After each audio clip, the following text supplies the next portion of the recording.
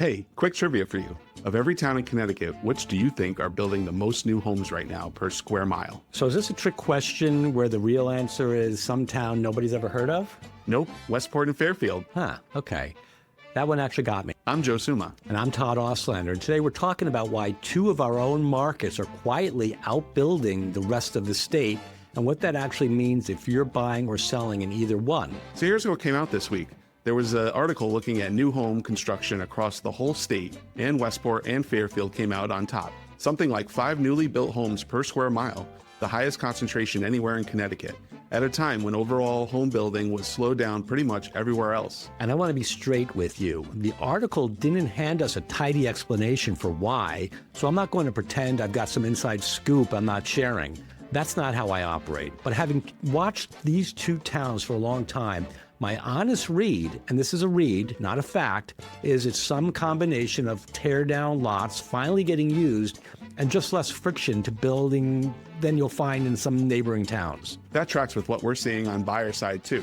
More people specifically asking about new construction instead of only looking at resale. Which is a different conversation than it was 5 years ago. And most people walking into that conversation don't realize how different it actually is. So let's get into that. What's actually different about negotiating a new build versus an existing home? With a resale, you're negotiating against a person. Somebody with memories in that kitchen, maybe some emotion tied up in the number. With new construction, you're negotiating against a spreadsheet, a builder with a margin they need to hit. Which changes what actually works. Completely. I've negotiated with plenty of people who are extremely emotionally attached to their spreadsheets too. So it's not like builders don't have their own version of stubborn, but the base price is usually less movable than people think. The upgrades, the closing costs, the timeline, that's where the real room is.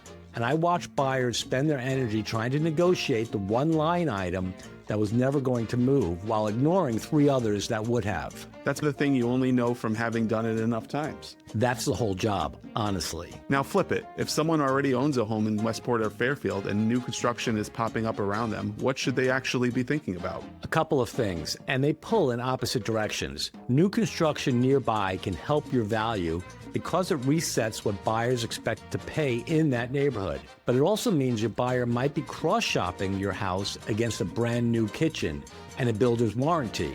So you need to know exactly how your home stacks up before you list it, not after you get an offer that surprises you. Basically, know your competition before it knows about you. That's about as well as I could have said it. I've been doing this a long time, and towns that start building tend to feel noticeably different 5 or 10 years out.